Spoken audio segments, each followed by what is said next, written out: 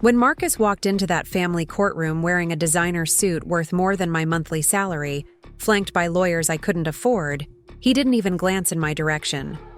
His eyes were fixed on the judge, his posture radiating the kind of confidence that only comes with sudden wealth. But what he seemed to forget was that the two children sitting quietly beside me had spent the last 5 years calling me Mom.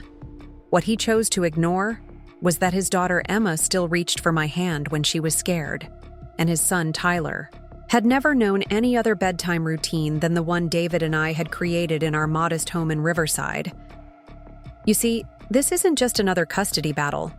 This is what happens when someone confuses a bank account with a parent's heart, when cryptocurrency millions suddenly make a man believe he can purchase back the childhood he voluntarily abandoned. But money can't buy 5 years of scraped knees, kissed better, homework sessions at the kitchen table, or the trust of a little girl who used to ask why Daddy didn't come to her birthday party. Before we jump back in, tell us where you're tuning in from, and if this story touches you, make sure you're subscribed because tomorrow I've saved something extra special for you. My name is Sarah Coleman, and I became a mother at 27 without ever experiencing pregnancy, labor, or those first precious moments in a hospital room. I didn't choose motherhood through adoption agencies or fertility treatments. Instead, motherhood chose me through a desperate phone call at 2 a.m. and a brother who had finally run out of people willing to clean up his messes. People often ask me how I ended up raising Marcus's children, and I give them the simplified version about family obligations and temporary arrangements. But the real story began long before that frantic call in February 2019. It started with a little boy 3 years younger than me who learned early that charm could substitute for responsibility, that promises could replace presents, and that there would always be someone else to handle the consequences of his choices. Growing up on Maple Street in Riverside, Marcus and I shared the same address, but inhabited completely different worlds. Our parents, Linda and Robert Coleman, owned a comfortable split-level ranch with 3 bedrooms, a 2-car garage, and a backyard big enough for barbecues and birthday parties. From the outside, we looked like the perfect middle-class family. From the inside, we were a study in favoritism disguised as family dynamics. Marcus got the larger bedroom because boys supposedly needed more space for their activities. When he crashed Dad's Camaro at 17, it became a teaching moment about responsibility. When I earned a B+ in advanced chemistry, it sparked a conversation about applying myself better. The pattern was established early and reinforced constantly. Marcus took risks, made messes, and learned that someone would always be there to minimize the damage. I learned that my role was to be the responsible one, the reliable one, the one who anticipated problems before they became disasters. During high school, while Marcus was charming his way through mediocre grades and weekend parties, I was working part-time at the local library and maintaining a 4.2 GPA. When he decided to start a lawn care business that lasted exactly 1 summer, I spent my savings helping him return the equipment he'd bought on credit. When he got suspended for cheating on his SATs, I helped him study for the makeup exam while managing my own college applications. Our parents framed these episodes as sibling cooperation, as family loyalty. They praised Marcus for his entrepreneurial spirit and my willingness to support my brother. What they really created was a system where Marcus learned that consequences were optional, and I learned that my value came from solving other people's problems. College provided a temporary respite from this dynamic. Marcus headed to UC Riverside on our parents' dime, choosing business administration because it sounded important and didn't require too much math. I earned a scholarship to Cal State San Bernardino and studied elementary education, something that felt both practical and meaningful. For 4 years, we lived our separate lives, and I began to believe that maybe we'd both grown beyond our childhood roles. But family patterns don't disappear with graduation ceremonies and moving across town. They just evolve, taking on higher stakes and more complex consequences. Marcus graduated with his business degree and a vague plan to make millions in sales. I earned my teaching certificate and started working at Roosevelt Elementary in Riverside, teaching second grade to kids, who reminded me daily why I'd chosen this profession. Marcus bounced between jobs, each one supposedly the stepping stone to something bigger. He sold insurance for 6 months before deciding the commission structure was unfair. He tried real estate until he realized it required actual networking and follow-through. He worked at a medical device company until his supervisor questioned his expense reports. Each departure came with elaborate explanations about toxic work environments and bosses who didn't appreciate his potential. Meanwhile, I was building a steady life. I'd met David Martinez during my student teaching semester. He was working as a counselor at the high school where I was completing my practicum, and he had this quiet strength that drew me in immediately. David didn't make grand promises or dramatic gestures. Instead, he showed up consistently, listened carefully, and made me laugh even during the stressful weeks of lesson planning and classroom management. We started dating slowly, building a relationship based on shared values and genuine compatibility, rather than excitement and chemistry alone. When David proposed during a weekend camping trip to Joshua Tree, it felt like the natural next step in a life we were constructing together. We married in a small ceremony in our church, with family and close friends, the kind of celebration that focuses on commitment rather than spectacle. David and I bought our house in 2017, a modest 3-bedroom in Riverside's Arlington neighborhood. It wasn't fancy, but it had good bones and a large backyard perfect for the children we plan to have someday. We spent weekends painting rooms and planting a garden, talking about our future in the abstract way that young couples do. We'd have kids eventually, maybe 2 or 3. We'd take family vacations and coach Little League and help with homework at the kitchen table. We just never imagined that our first children would come to us already walking and talking, carrying emotional wounds we didn't know how to heal. Marcus met Jessica Torres in 2016 at a downtown bar where she worked part-time while finishing her associate's degree in medical assisting.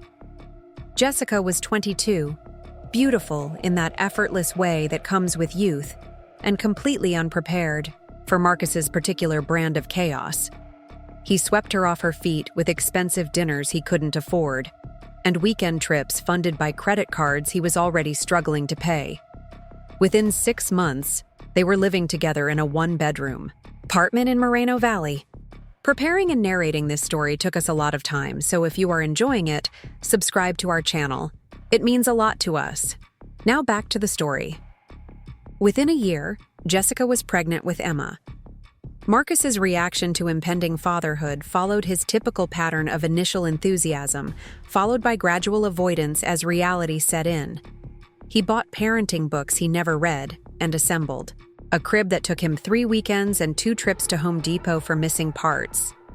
Emma was born in March 2018, a healthy baby girl with Marcus's dark eyes and Jessica's delicate features. For the first few months, Marcus seemed genuinely committed to being a father. He posted photos on social media, bragged about his daughter to anyone who would listen, and even managed to keep his job at a telecommunications company for longer than usual. But parenthood is about more than photo opportunities and proud moments.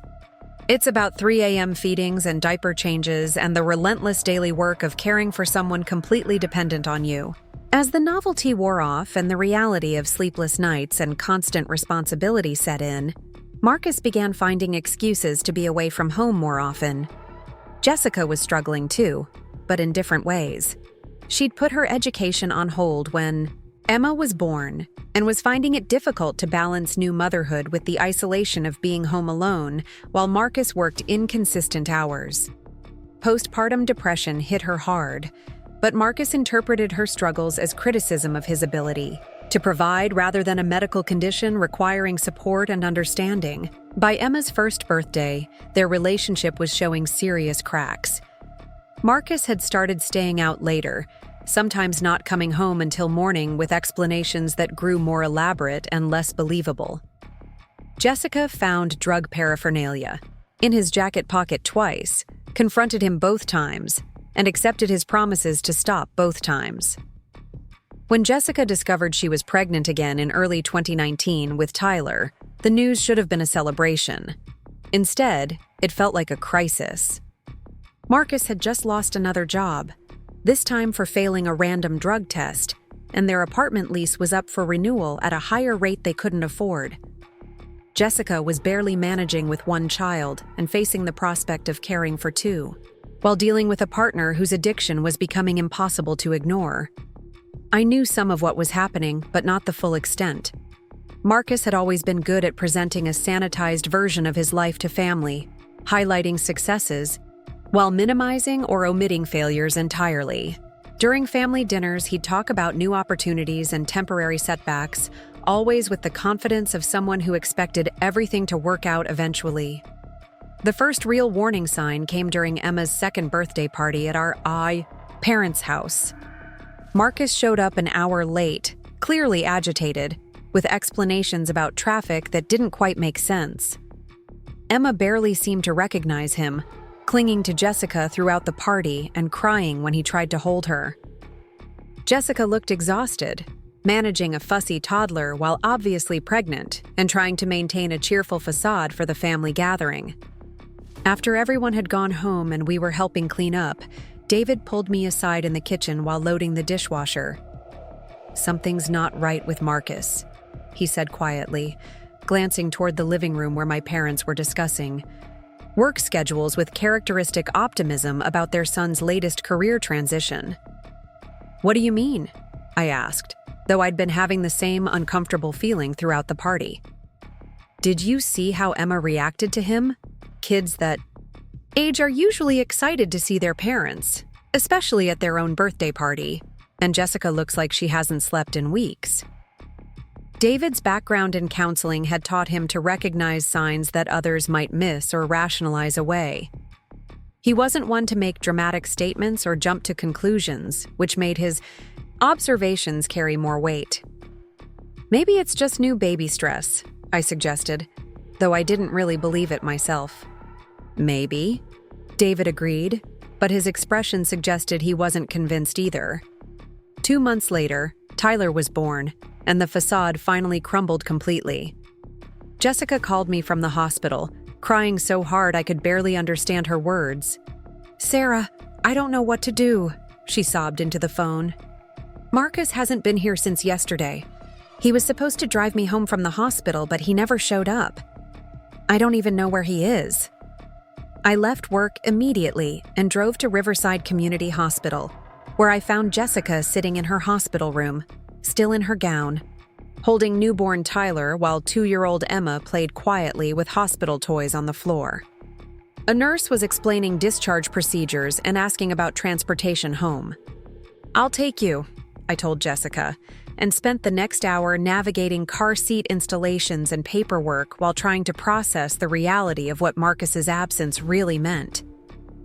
That evening, after getting Jessica and both children settled, in their apartment I called Marcus repeatedly until he finally answered. "Where have you been?" I demanded, bypassing any pretense of casual conversation.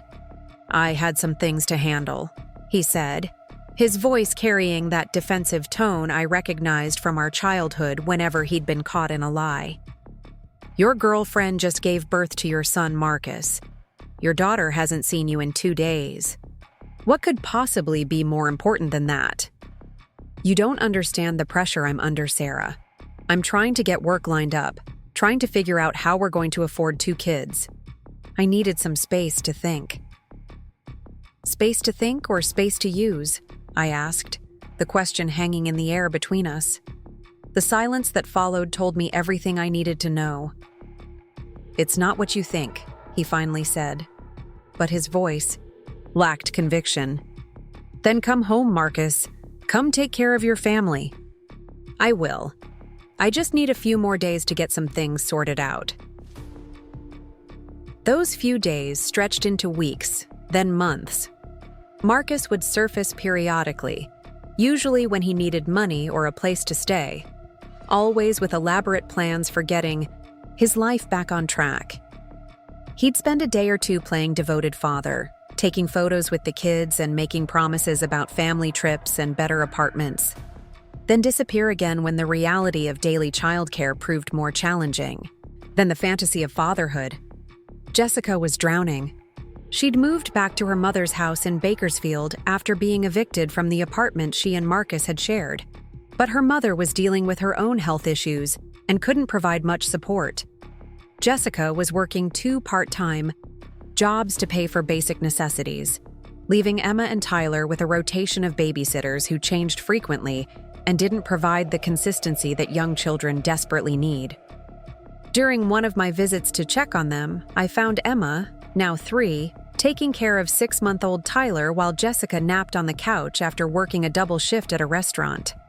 Emma was trying to feed Tyler a bottle, her little hands barely big enough to hold it properly, while the baby cried with the frustrated hunger of someone who hadn't been fed on schedule. "Mama's tired," Emma explained to me seriously, as if this arrangement was perfectly normal. "I'm helping with baby Tyler." That image, a 3-year-old trying to care for an infant while their teenage mother collapsed from exhaustion, haunted me for weeks afterward. This wasn't temporary crisis management anymore.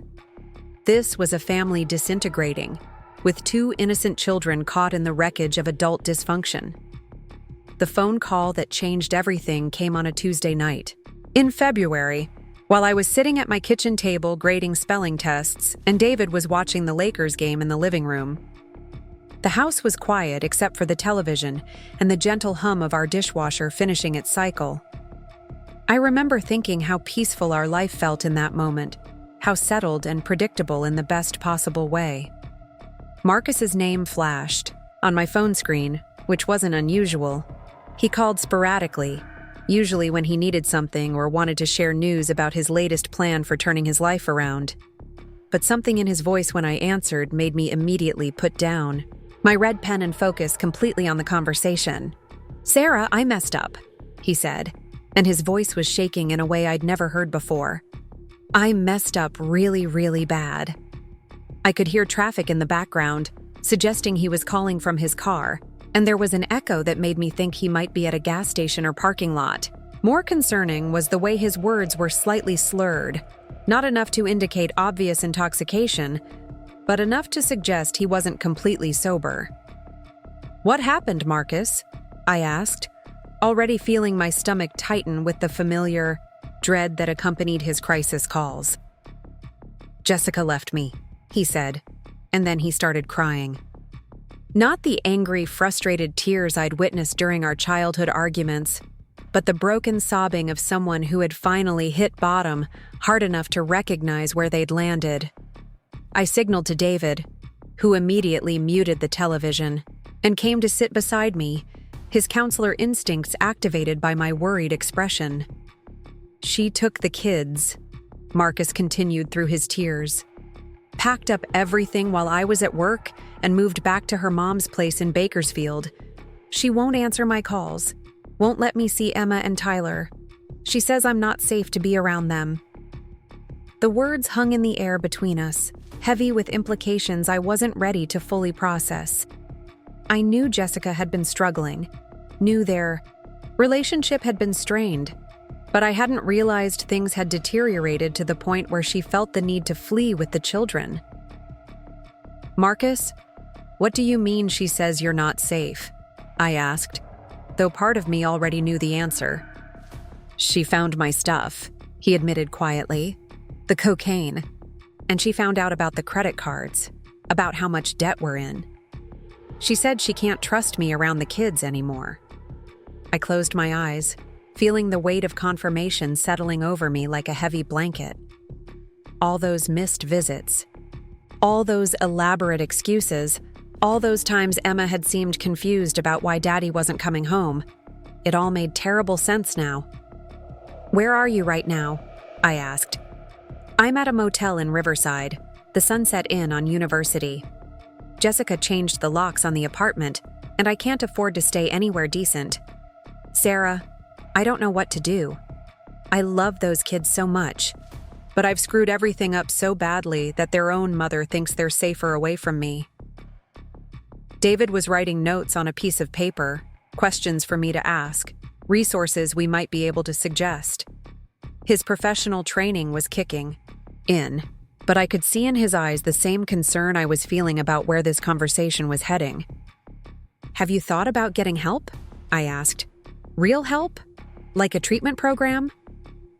"I've thought about it," Marcus said. "But I can't afford it. And even if I could, what happens to Emma and Tyler while I'm away? Jessica's barely hanging on as it is. She's working 2 jobs just to keep them fed, and her mom is sick with diabetes and can't help much with babysitting." That's when he said the words that would change all of our lives. "Sarah, would you consider taking them? Just temporarily, until I can get clean and figure out how to win Jessica back? You and David have a stable home, good jobs, and the kids know you. It would just be until I get my act together." I looked at David, who was watching my face carefully, and I could see him already mentally rearranging our spare bedroom and calculating the logistics of suddenly becoming parents to a 3-year-old and a 6-month-old. "Marcus, that's not a small thing you're asking," I said slowly. "Taking care of 2 young children isn't something you do temporarily. They would need structure, consistency, everything you build a life around." "I know," he said. "I know it's huge. But you're my sister, and you're the only person I trust with them. Jessica trusts you too. She told me once that if anything ever happened to us, she'd want the kids to go to you and David." The weight of that statement hit me hard. Jessica had apparently been thinking about contingency plans for her children, which suggested she'd been aware of how precarious their situation had become long before this crisis point. "How long are we talking about?" David asked, speaking loudly enough for Marcus to hear him through the phone. "I don't know," Marcus admitted. "Maybe 6 months?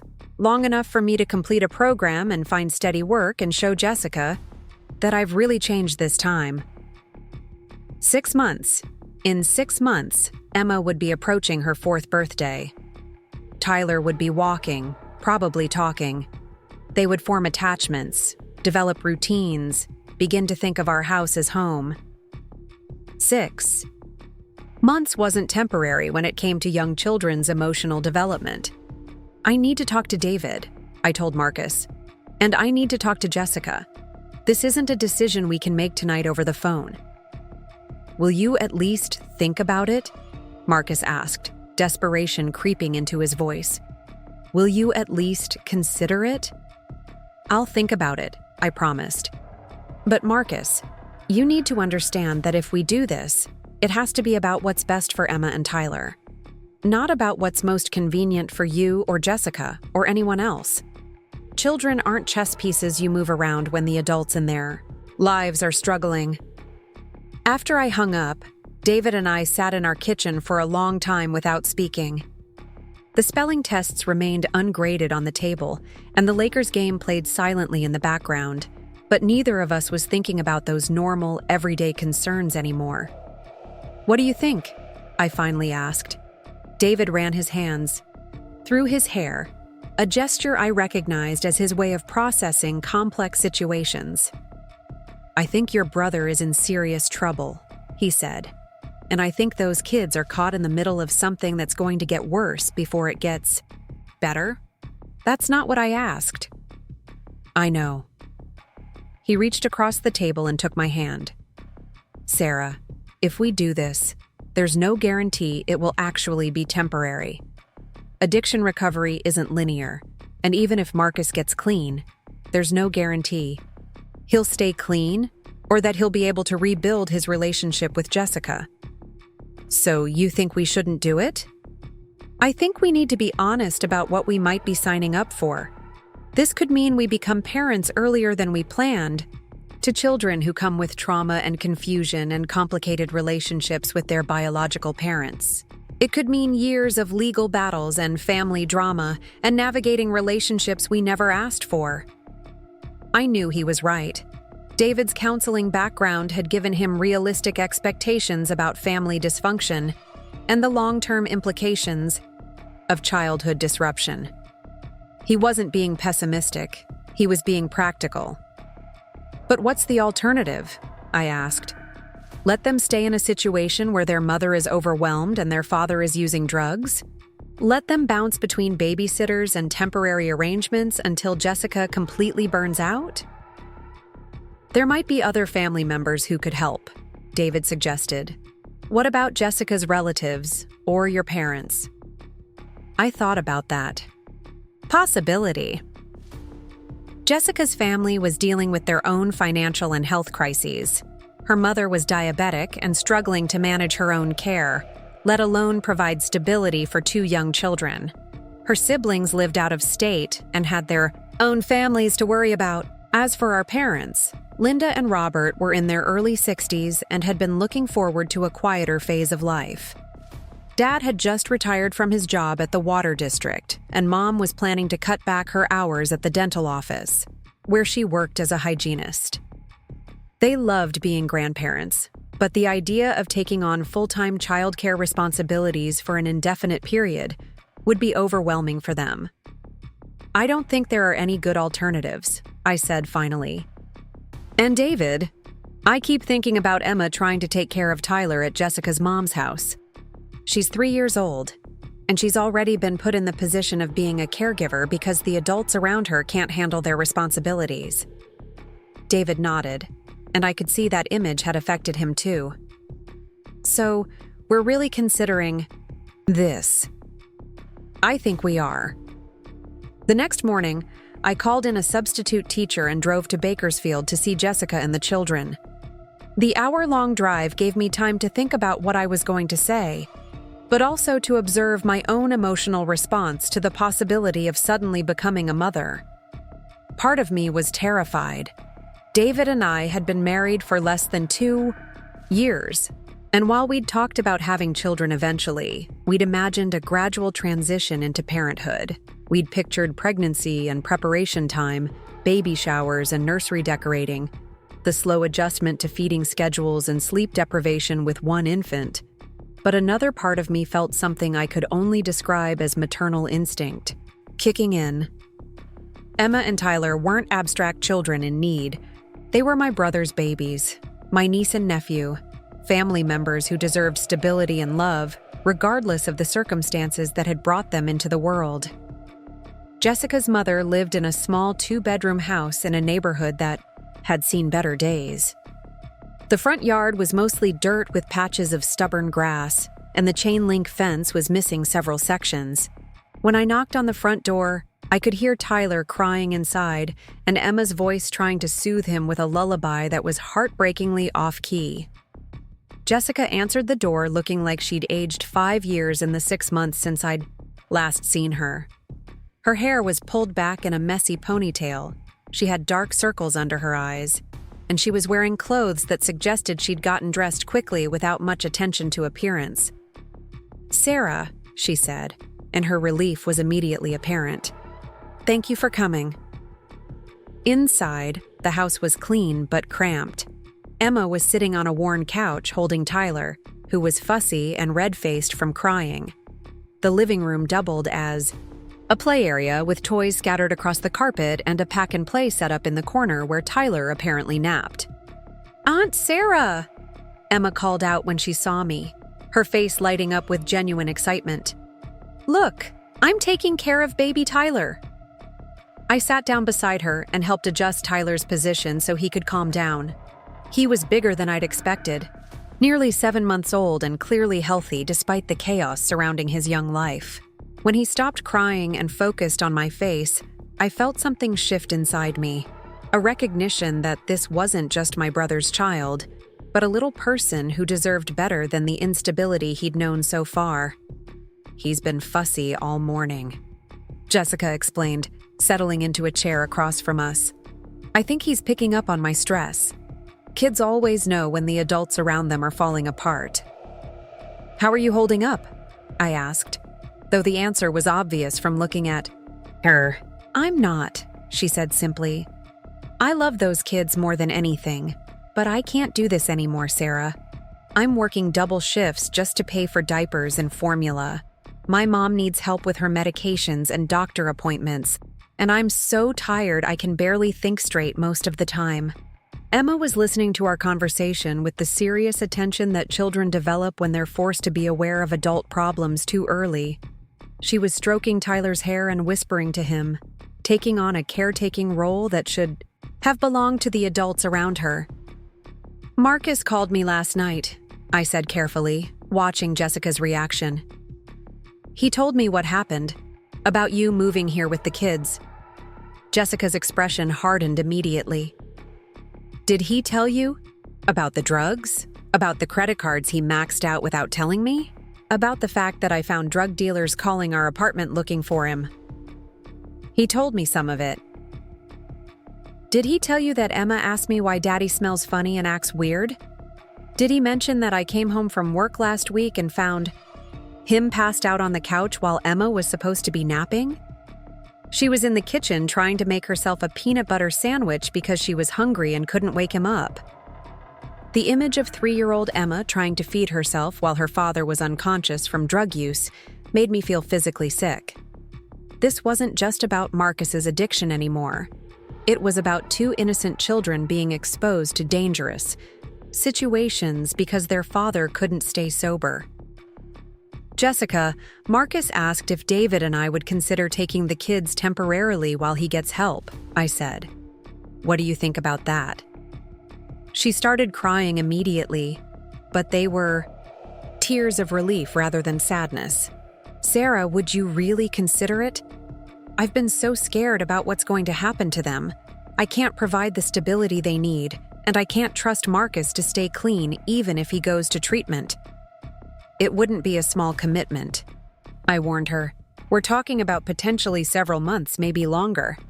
And there would need to be legal arrangements to make sure David and I could make decisions about their medical care, school enrollment, all the practical things that come up when you're caring for children." "I understand," Jessica said. "And honestly, knowing they were with you would be the first time I've felt any peace since this whole situation started falling apart." Emma looked up from Tyler, who had finally settled into a peaceful state in her small arms. "Are we going to live with Aunt Sarah and Uncle David?" she asked. "Would you like that?" Jessica asked her gently. Emma nodded solemnly. "Uncle David is funny, and Aunt Sarah reads good stories, and their house has a big backyard where I could play." The simple, innocent response of a 3-year-old who just wanted stability and safety in her life nearly broke my heart. Emma wasn't asking for toys or treats or entertainment. She was asking for space to be a child, for adults who would read to her and provide consistency. "What about Tyler?" I asked, looking at the baby who was now sleeping peacefully against Emma's chest. "He's so young that this transition might be easier for him. But Emma's old enough to be confused about why she's not living with you or Marcus anymore." "Emma's smart," Jessica said. "She knows things haven't been normal for a long time. I think having a stable routine would actually help her feel more secure, not less." I spent the rest of the afternoon playing with Emma and helping Jessica care for Tyler, observing their interactions and trying to assess how traumatized the children seemed by recent events. Emma was clearly more serious and responsible than most 3-year-olds, but she was also affectionate and curious when she felt safe. Tyler seemed healthy and responsive, reaching for toys and babbling in the way that indicated normal development. When it was time to leave, Emma walked me to the car and hugged my legs tightly. "Aunt Sarah, when I come to your house, can I have my own bed?" she asked. "Of course, sweetheart. You'd have your very own room with your very own bed." "And Tyler too?" "Tyler would have his own crib in your room, so you could be close to each other." She smiled for the first time all day. "I think Tyler would like that. He gets scared when it's too quiet." During the drive home, I called David and updated him on the visit. I described Emma's maturity and protectiveness toward Tyler, Jessica's obvious relief at the possibility of the children being cared for properly, and my own growing conviction that we needed to step in. "How do you feel about it?" David asked. "Not what you think we should do, but how do you actually feel about the possibility of those kids moving in with us next week?" I thought about that question seriously. Scared, I admitted, overwhelmed by how much our lives would change overnight, but also excited in a way I didn't expect. When Emma asked about having her own bed, and when Tyler smiled at me when I was holding him, I felt like maybe this was meant to happen. Even if it's not actually temporary? Especially if it's not actually temporary. That evening, David and I made lists of everything we'd need to buy, every room we'd need to rearrange, every aspect of our routine that would require adjustment.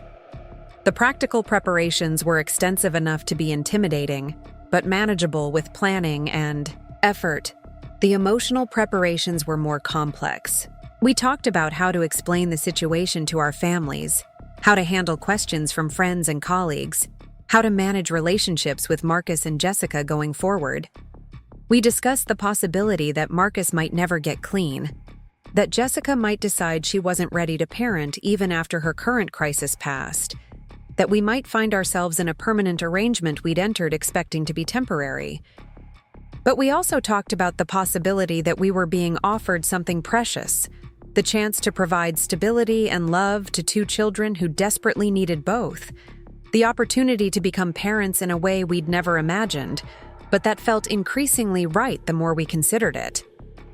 "I think we should do it," David said finally, after we'd exhausted all the practical and emotional considerations. "I think those kids need us, and I think maybe we need them too." 2 days later, I called Marcus and Jessica to tell them our decision. The relief in both their voices was immediate and overwhelming. Marcus cried again, thanking me repeatedly for giving him a chance to get his life together. Jessica cried too, but hers were tears of gratitude for knowing her children would be safe and loved. The transition happened faster than any of us had anticipated. Within a week, we'd purchased cribs and car seats, converted our spare room into a nursery, and child-proofed our house.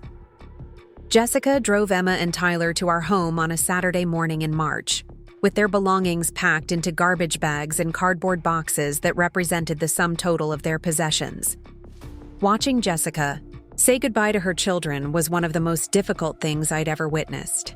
She held Tyler for nearly 10 minutes, whispering promises about seeing him again soon, while Emma clung to her leg with the desperate grip of a child who understood that this separation was different from previous ones. "Be good for Aunt Sarah and Uncle David," Jessica told Emma through her tears. "They're going to take really good care of you."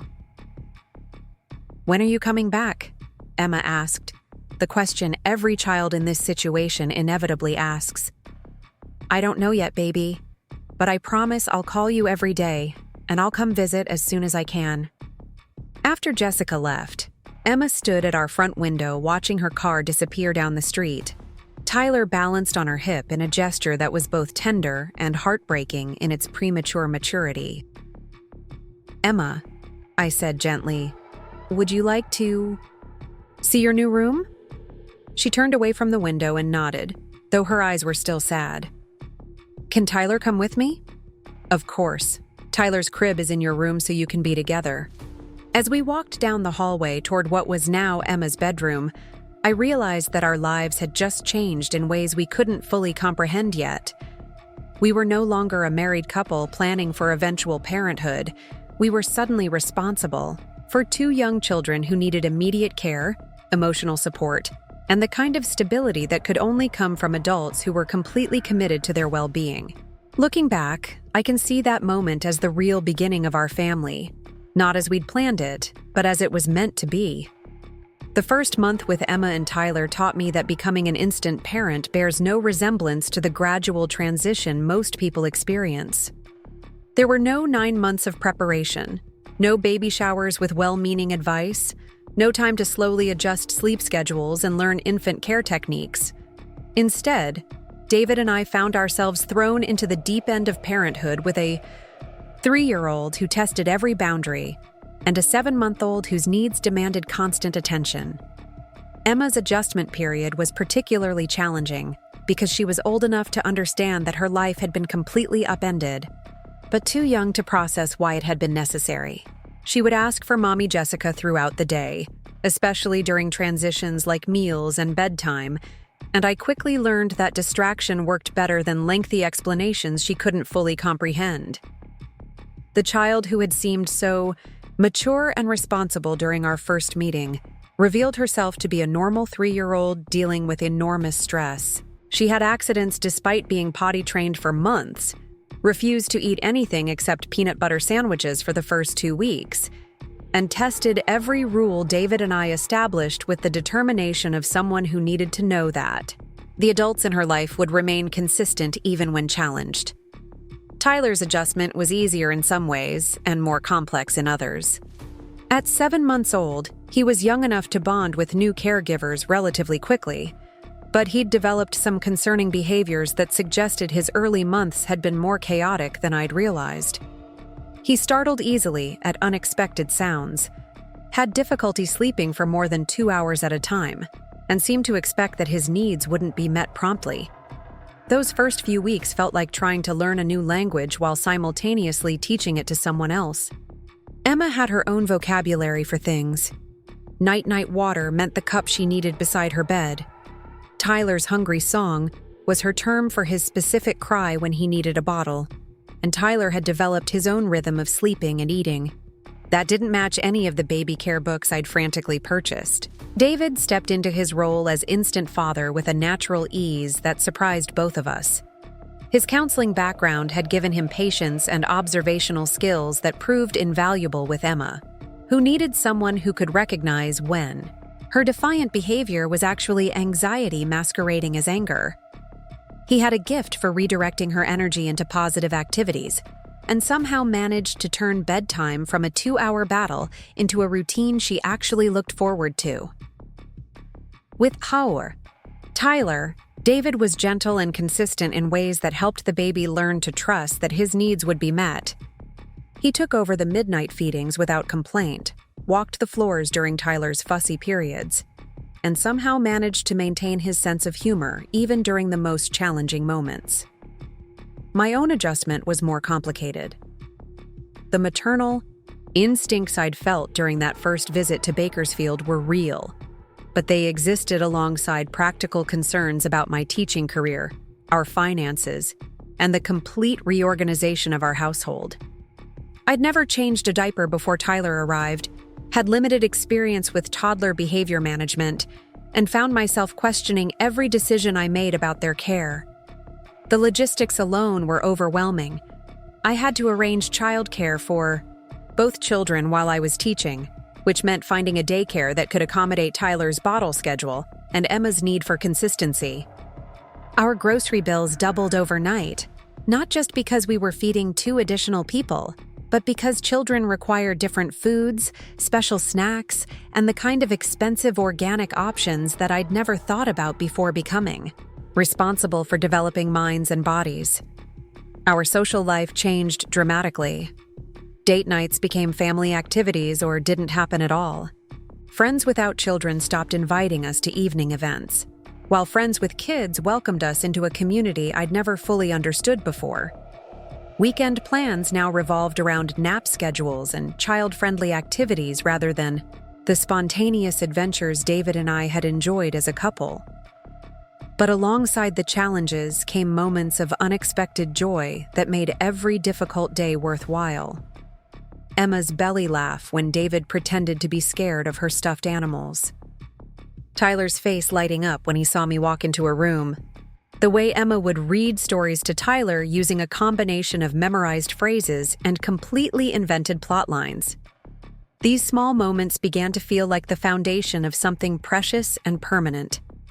The most significant challenge was managing relationships with Marcus and Jessica while establishing our own routines and boundaries. Marcus called frequently during those first weeks, usually in the evenings when the children were settling down for bed. His conversations with Emma were awkward and often left her confused rather than comforted. "When is Daddy coming to get me?" became Emma's standard question after these calls, and I struggled to find age-appropriate ways to explain that nobody knew the answer to that question yet.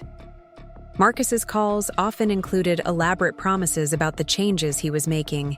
He'd enrolled in an outpatient treatment program, he'd found a new job, He'd moved into a sober living facility, but there was always another obstacle preventing him from taking the children back immediately.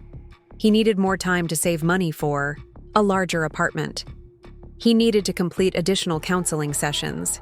He needed to prove to Jessica that he was serious about recovery this time. Each postponement came with assurances that he was working toward reunification, but David and I began to recognize a pattern that suggested Marcus might not be as committed to recovery as his words indicated. He missed several scheduled phone calls with the children without explanation. He canceled 2 planned visits at the last minute, leaving Emma disappointed and confused about why Daddy wasn't coming to see her. Jessica's situation was different, but equally complicated. She called every few days to check on the children and speak with Emma, conversations that often ended with both of them crying. Jessica was working multiple jobs to save money and pay off debts that Marcus had accumulated, but she was also dealing with her own emotional recovery from the trauma of their relationship. During one particularly difficult conversation, Jessica confided that she was seeing a therapist to work through her feelings about Marcus's addiction and her own choices as a mother. "I know I did the right thing by getting Emma and Tyler away from that situation," she told me, "but I feel like such a failure as a mother. What kind of person lets things get so bad that she has to give up her children?"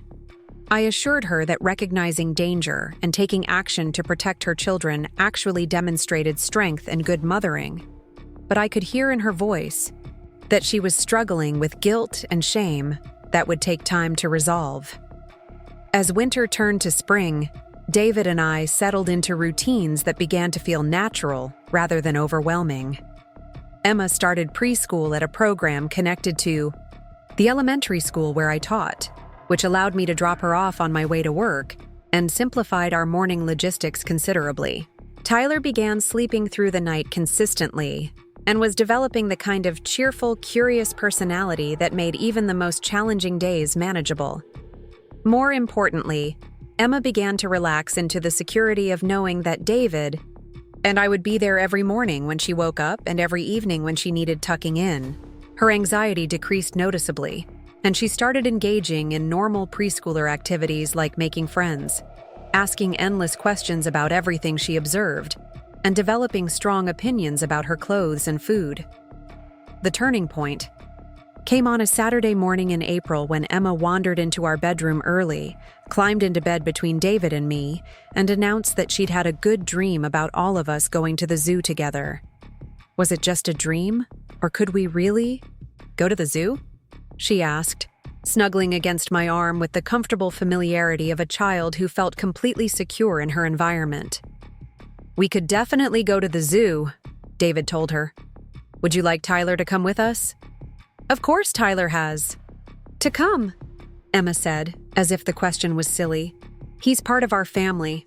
That phrase, "our family," spoken so naturally by a 4-year-old who had experienced more family disruption than most adults, felt like a gift I hadn't known I was waiting for. That afternoon, we loaded Tyler's stroller and Emma's backpack with snacks and made our first real family outing to the Santa Ana Zoo. Watching Emma's excitement as she pointed out animals to Tyler, who was fascinated by the colors and movement around him, I realized that somewhere in the past 2 months, we'd stopped being a married couple providing temporary care and had become a family in every way that mattered. The legal realities of our situation, however, remained complicated. David and I had temporary physical custody of the children, but we had no legal authority to make decisions about their medical care, education, or long-term welfare. When Emma needed treatment for an ear infection, I had to get written permission from Jessica before the pediatrician could prescribe antibiotics. When her preschool wanted to discuss developmental concerns, they required Jessica's signature on permission forms, even though she lived 2 hours away and hadn't seen Emma in weeks. Our family attorney explained that we needed to formalize our arrangement through the family court system, either by obtaining temporary guardianship or by having Marcus and Jessica sign power of attorney documents that would give us legal decision-making authority. But any legal action would require cooperation from both biological parents, and Marcus's commitment to the arrangement seemed to fluctuate depending on his current circumstances. In May, Marcus announced that he'd completed his outpatient treatment program and was ready to begin transitioning the children back into his care. He'd found a 2-bedroom apartment in Riverside and wanted to start with overnight visits on weekends. "I've been clean for 3 months," he told me during one of our phone conversations. "I've got steady work at a shipping company, and I've learned how to manage my finances better. It's time for Emma and Tyler to come home." The request sent both Emma and me into emotional turmoil for different reasons. Emma had been asking about when she'd see Daddy again, but when faced with the reality of spending weekends away from the stability she'd found with us, she became clingy and anxious in ways we hadn't seen since her first weeks in our home. "I want to see Daddy, but I want to sleep in my own bed," she told me one evening while I was helping her brush her teeth. "Can Daddy come have sleepovers at our house instead?" For my part, I was struggling with feelings I hadn't anticipated when we'd agreed to provide temporary care. After 3 months of midnight feedings, doctor's appointments, preschool conferences, and bedtime stories, Tyler and Emma felt like my children in every emotional sense. The idea of them spending nights away from our home filled me with anxiety that had nothing to do with practical concerns and everything to do with the fierce protectiveness I'd developed toward their well-being. David and I discussed our concerns about Marcus's readiness to resume parenting responsibilities. 3 months of sobriety was positive progress, but addiction recovery was typically measured in years rather than months. Marcus's new apartment and job were encouraging signs, but we had no way to assess whether he'd developed the emotional skills necessary to provide the kind of consistent, patient care that young children required. More troubling was Marcus's apparent assumption that he could simply pick up where he'd left off, as if the months of separation hadn't affected his relationship with the children or their attachment to us. Emma barely remembered living with Marcus, and Tyler had never had a consistent relationship with his father. The idea that they would seamlessly transition back into his care seemed unrealistic at best and potentially harmful at worst. Our attorney recommended that any visitation schedule should begin slowly and increase gradually, based on how well the children adjusted. She also suggested that Marcus should complete a parenting class and undergo evaluation by a family therapist before resuming overnight visits. When we presented these recommendations to Marcus, his reaction was immediate and angry. "You're trying to keep my kids away from me," he accused. "I've done everything you asked. Got clean, got a job, got an apartment. Now you're moving the goalposts because you've gotten attached and don't want to give them back." His words stung because they contained a grain of truth. We had gotten attached, deeply and completely attached, in ways that made the thought of separation feel like losing our own children. But our concerns weren't based on our own emotional needs. They were based on what we'd observed about Emma and Tyler's attachment patterns and developmental needs. "Marcus, we're not trying to keep them from you," I explained. "We're trying to make sure that any transition happens in a way that's best for them, not for the adults involved. They're my children, Sarah. I don't need permission from you to spend time with my own kids." Legally, he was correct.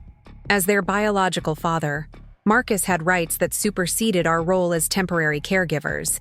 But emotionally and practically, the situation was far more complex than legal definitions could address.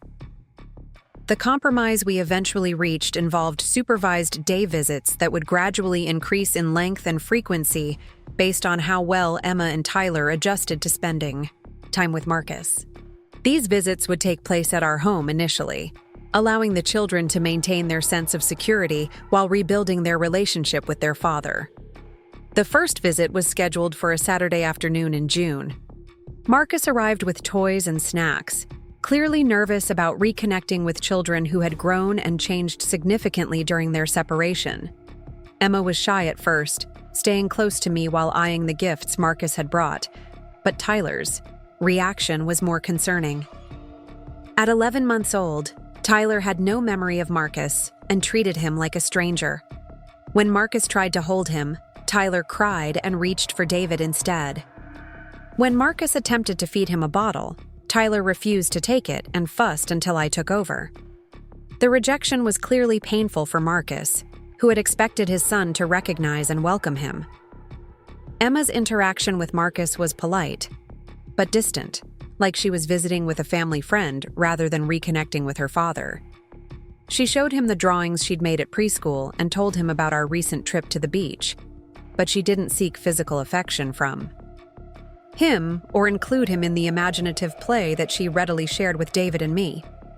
After Marcus left that day, Emma asked me a question that revealed how much she'd processed about the visit. Why doesn't Tyler remember Daddy? And why does Daddy feel like a visitor? Her observations were astute and heartbreaking. Marcus did feel like a visitor in his children's lives, and they responded to him accordingly.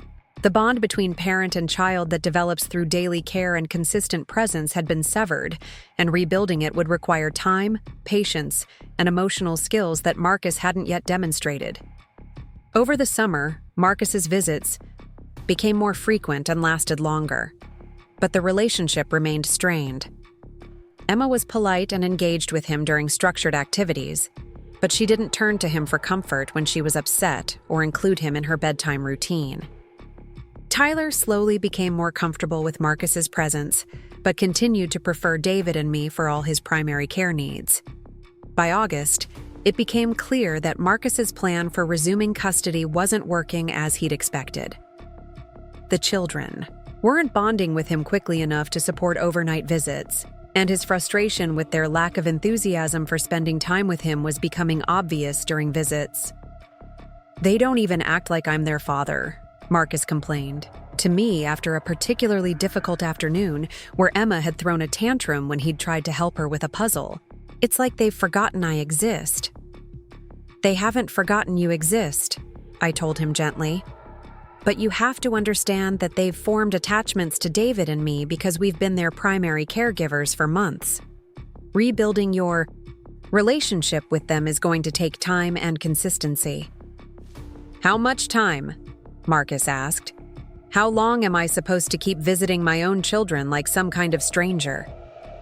I didn't have an answer to that question because I was beginning to suspect that Marcus wasn't prepared for the kind of long-term commitment that rebuilding relationships with his children would require. He wanted the emotional satisfaction of being their father without fully accepting the daily work of parenting that creates and maintains those bonds. As summer turned to fall, David and I began discussing the possibility that our temporary arrangement might need to become permanent.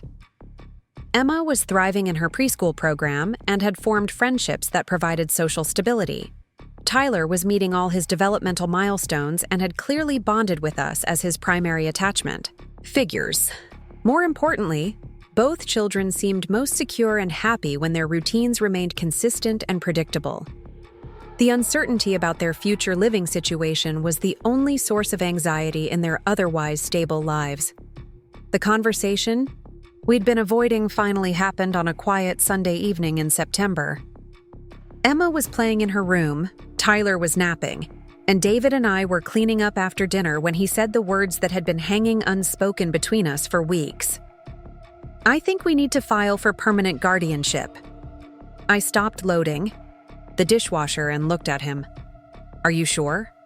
"Sarah, look around. This is their home. We're their parents in every way except legally. Emma calls this house home." Tyler's first word was "Dada," and he was looking at me when he said it. "We're not providing temporary care anymore. We're raising these children." He was right, and I knew it. Somewhere between that first desperate phone call from Marcus and this quiet Sunday evening 6 months later, we'd become a family. Not the family we'd planned, but the family we were meant to be. The decision to pursue permanent guardianship would change everything, including our relationship with Marcus and Jessica. It would mean acknowledging that the temporary arrangement had become permanent by necessity rather than choice, and that the children's best interests required stability that their biological parents weren't currently able to provide. But as I watched Emma emerge from her room carrying Tyler's favorite stuffed animal to put in his crib, and saw David automatically move to help her reach the crib rail. I knew that we weren't making this decision for ourselves.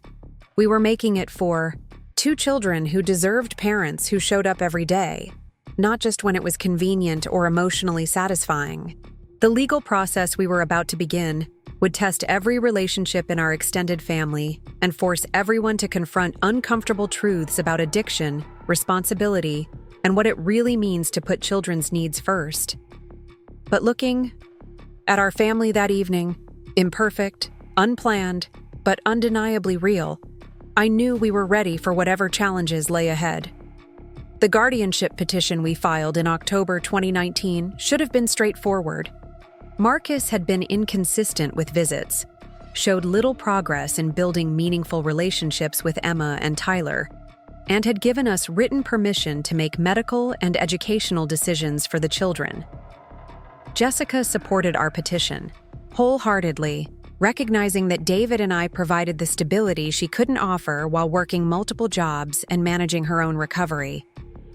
The family court judge reviewed our documentation carefully: medical records showing consistent care, preschool enrollment forms, photographs of birthday parties, and family outings that demonstrated the children's integration into our household. Emma had been with us for 8 months, Tyler for nearly his entire conscious life. The evidence clearly supported our request for legal recognition of what had already become reality. On November 15, 2019, Judge Patricia Hernandez granted us temporary guardianship with a review scheduled for 6 months later. Marcus was granted supervised visitation twice monthly, with the possibility of increased contact if he demonstrated consistent sobriety and completed additional parenting education. Walking out of that courtroom, I felt like we could finally exhale after months of legal uncertainty. Emma was 4 by then, confident and articulate, with opinions about everything from her clothes to her bedtime stories. She'd started calling David Dad without any prompting from us, and had begun referring to our house as home in a way that suggested she'd completely internalized her place in our family. Tyler was walking steadily and saying simple words, reaching for David and me with the automatic trust of a child who'd never doubted that his needs would be met. The 6-month review in May 2020 was canceled due to the pandemic, then rescheduled for August. By then, Emma had completed her first year of preschool virtually from our kitchen table. Tyler was running around our backyard and climbing everything he could reach, and our family rhythm had become so natural that it was hard to remember what life had been like before they arrived. Marcus's visits had become sporadic during the lockdown months. He called occasionally, usually with elaborate explanations for why he couldn't video chat with the children as scheduled.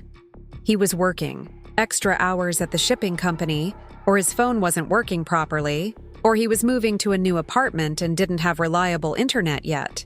Each excuse was plausible individually, but the pattern suggested that maintaining contact with Emma and Tyler wasn't his primary priority.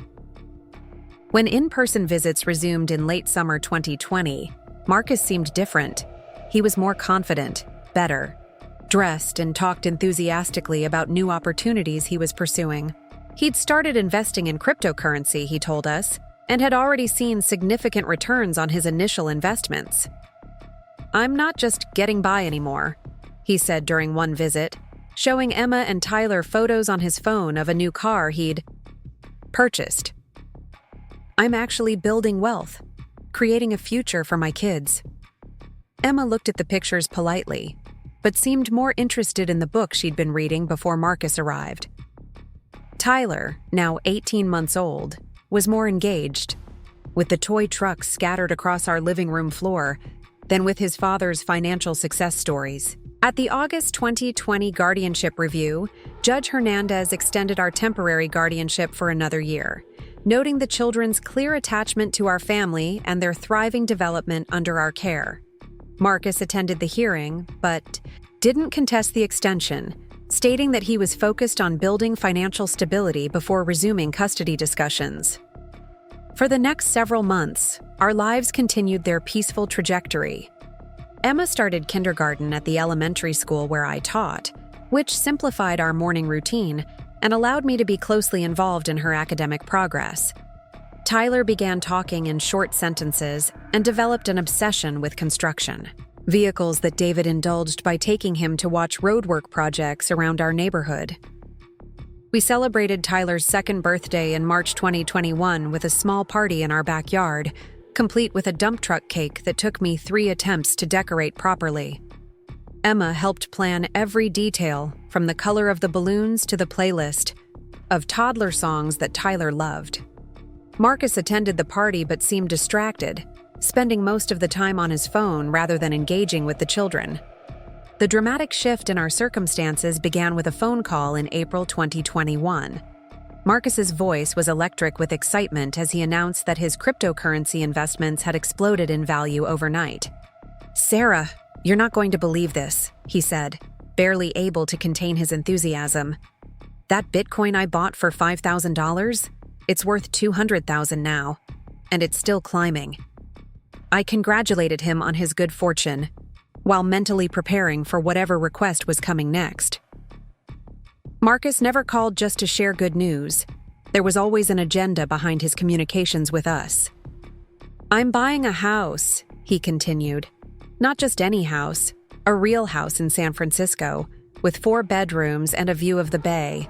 And Sarah, I want my kids back." The words hit me like ice water.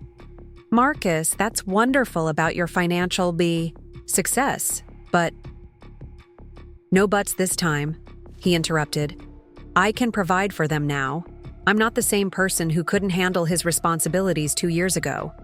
I have stable income from my investments. I'm getting a place with enough room for everyone, and I want my children back where they belong."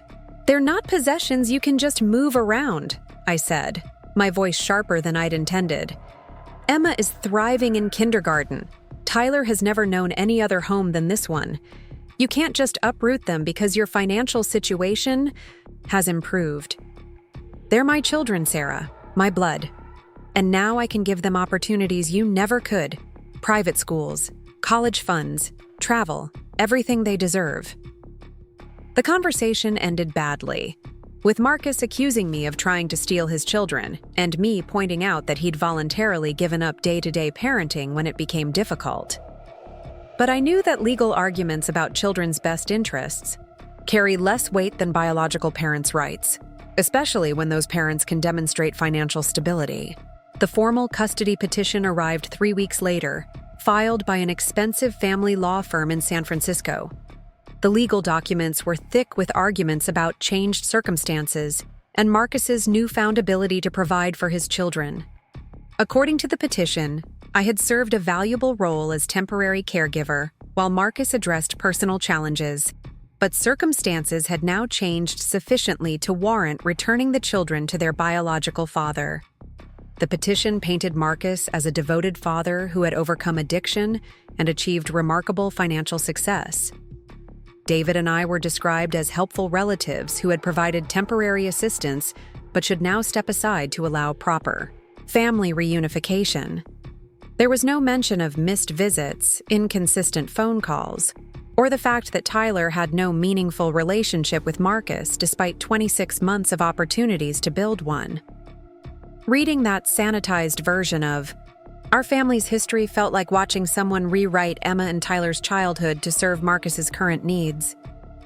The petition referenced his biological parent rights and natural family preservation, as if genetics automatically trumped 2 years of daily caregiving, midnight feedings, and the kind of mundane parenting work that actually builds relationships between adults and children. Our family attorney explained that Marcus's improved financial circumstances would significantly strengthen his custody petition.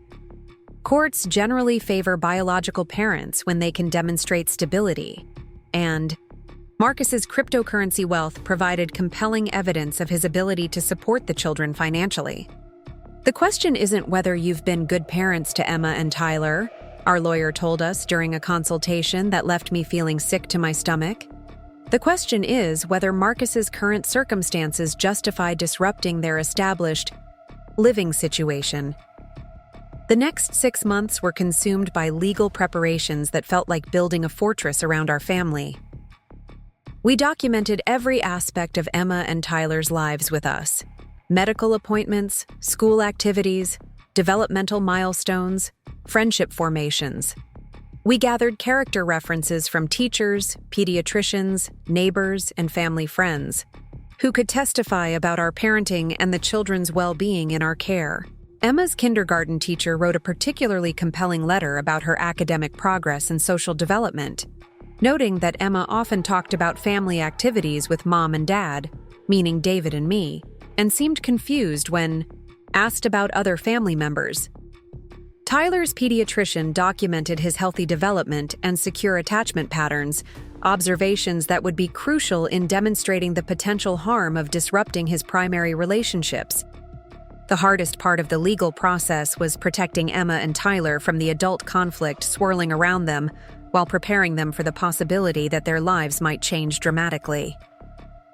Emma was old enough to sense tension and asked increasingly direct questions about why Daddy Marcus was visiting more often and why there were serious talks happening after her bedtime. "Are we going to live with Daddy Marcus in his new house?" she asked one evening while I was helping her brush her teeth. "We don't know yet, sweetheart," I told her honestly. "There are some grown-up decisions that need to be made, but no matter what happens, you and Tyler will always be loved and taken care of." "But I want to stay here," she said, her voice small but determined. "This is my home. Tyler's crib is in my room and all my friends are at my school, and Dad reads me stories every night."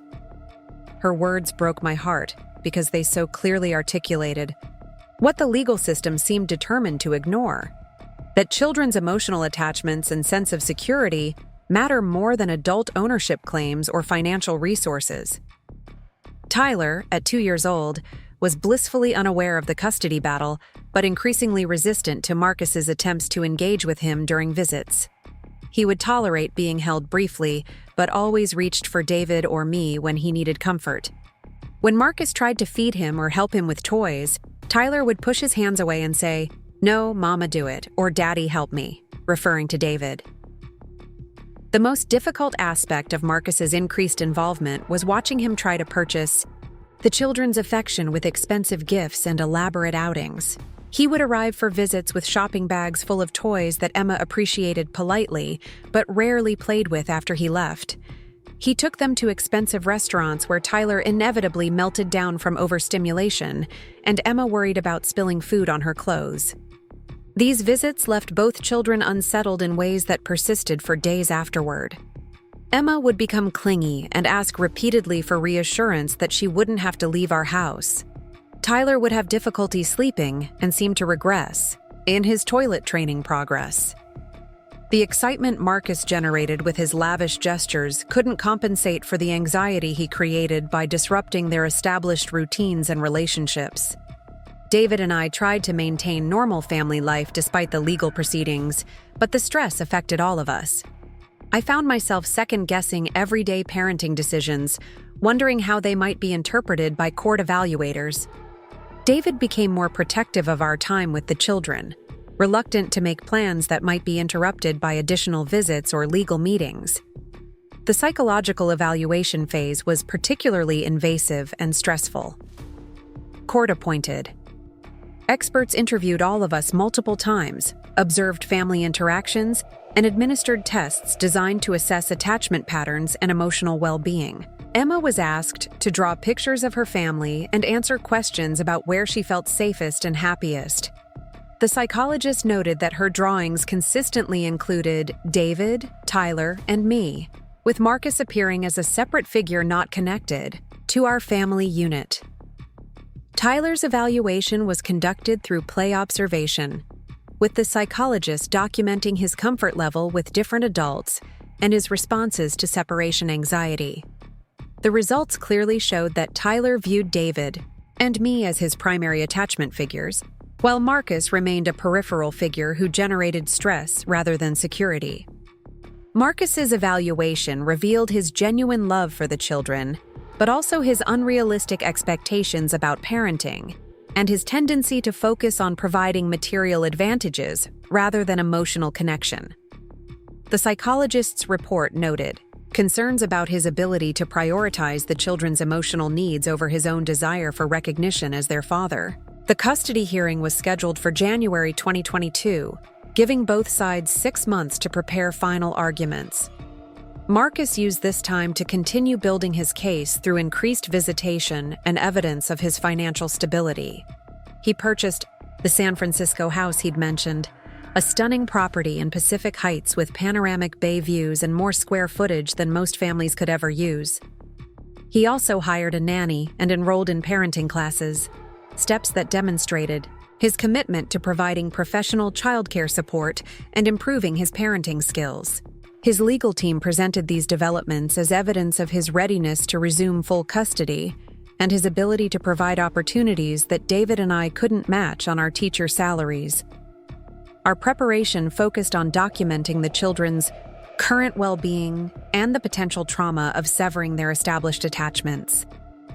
We presented evidence of Emma's academic success, her friendships at school, and her participation in extracurricular activities that provided social and emotional enrichment.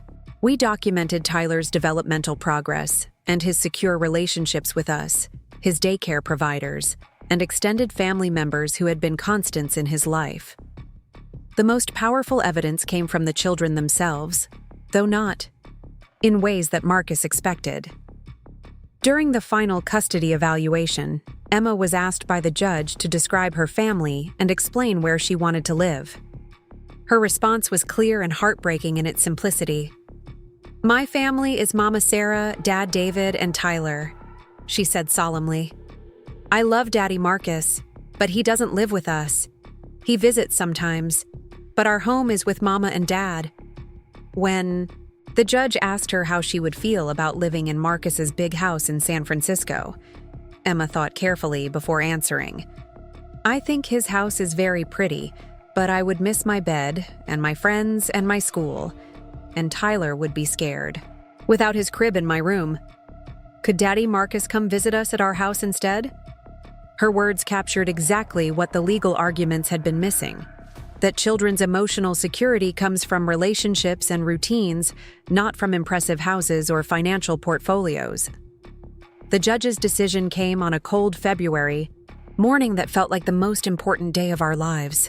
Judge Hernandez had clearly given the case careful consideration, and her ruling acknowledged the complexity of competing claims between biological parents' rights and children's established relationships. "This court recognizes the fundamental rights of biological parents," she began, and my heart sank at the familiar legal language that typically preceded decisions favoring birth families. However, the paramount consideration in any custody determination must be the best interests of the minor children involved, she continued, and I felt a flicker of hope return. Her analysis was thorough and compassionate. She acknowledged Marcus's recovery from addiction and his impressive financial success, noting that these were positive developments that demonstrated his capacity for positive change. But she also observed that successful parenting required more than financial resources and good intentions. The evidence shows that these children have formed profound attachments to their current caregivers over a period of nearly 3 years, Judge Hernandez stated. Emma Coleman has spent the majority of her conscious childhood in the care of Sarah and David Martinez, who have provided consistent, loving care during her most formative developmental period. Tyler Coleman has known no other primary caregivers and has clearly bonded with the Martinez family as his attachment figures.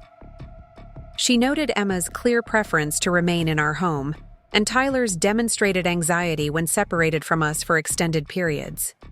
She also referenced the psychological evaluations that showed both children thriving in our care while displaying stress responses to the uncertainty surrounding their future placement.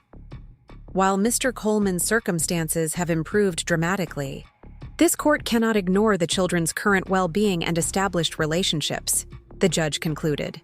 The evidence suggests that disrupting these children's stable placement would cause significant emotional harm that outweighs the potential benefits of biological family reunification. She granted us permanent guardianship with generous visitation rights for Marcus, a decision that prioritized the children's emotional needs over adult claims of ownership or biological connection. The courtroom was silent for a moment after she finished reading. Then Marcus stood up, his face flushed with anger and disbelief, and addressed the judge directly. "This is ridiculous," he said, his voice carrying across the quiet courtroom. "They're my children, my blood. How can you give them to someone else when I can provide everything they need?" Judge Hernandez looked at him calmly but firmly. "Mr.